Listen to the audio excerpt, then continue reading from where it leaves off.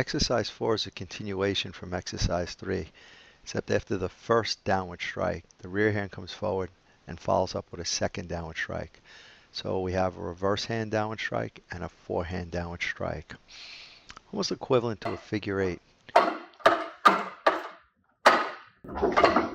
Hi, my name is Keith Mazza.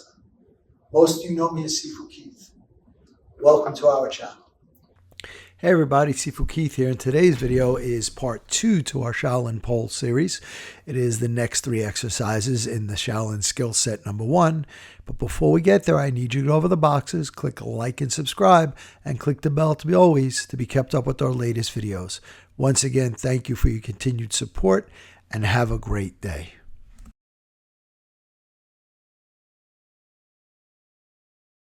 Exercise 4 is a continuation from exercise 3, except after the first downward strike, the rear hand comes forward and follows up with a second downward strike. So we have a reverse hand downward strike and a forehand downward strike. Almost equivalent to a figure 8.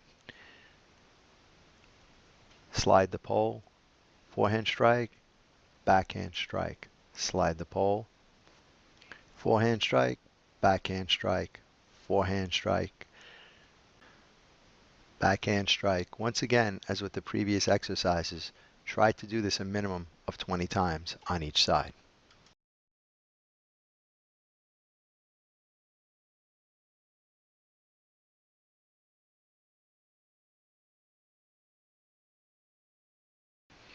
The footwork here is the same as exercise 3. The key point of attention is stepping up as the rear hand strikes. So whatever side you are on, striking with the rear arm, that leg is forward. Same goes for stepping backwards. As I strike down with the rear hand, that leg is in front to help generate more power. Once again, this is the double downward strike. The exercise is done in a forward and a backward motion. Make sure to train this exercise at least 20 times on each side.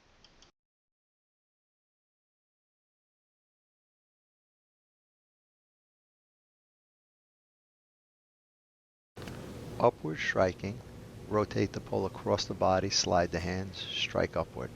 Rotate across the body, slide the hands, and strike upward. The sliding is the same as in the previous exercises. Rotate across, transfer, striking upward. The strike is done anywhere from the ankle to the knee.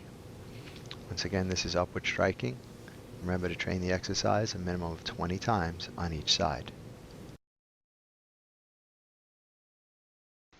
With upward striking, you step forward as you strike. When stepping in the forward direction, make sure that the side that you're striking is the same leg that is forward.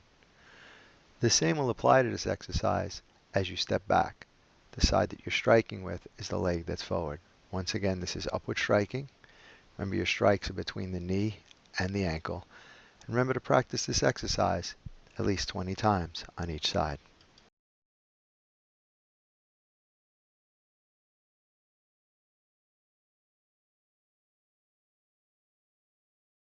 Exercise 6 is an upward pulling strike. Slide the hands, this time the lead hand's facing down, and you yank the pole upward.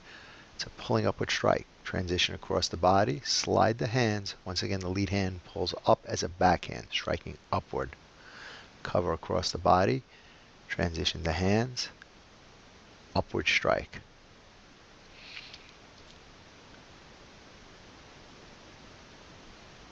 Once again, as with the previous exercises, make sure to train this exercise at least 20 times on each side.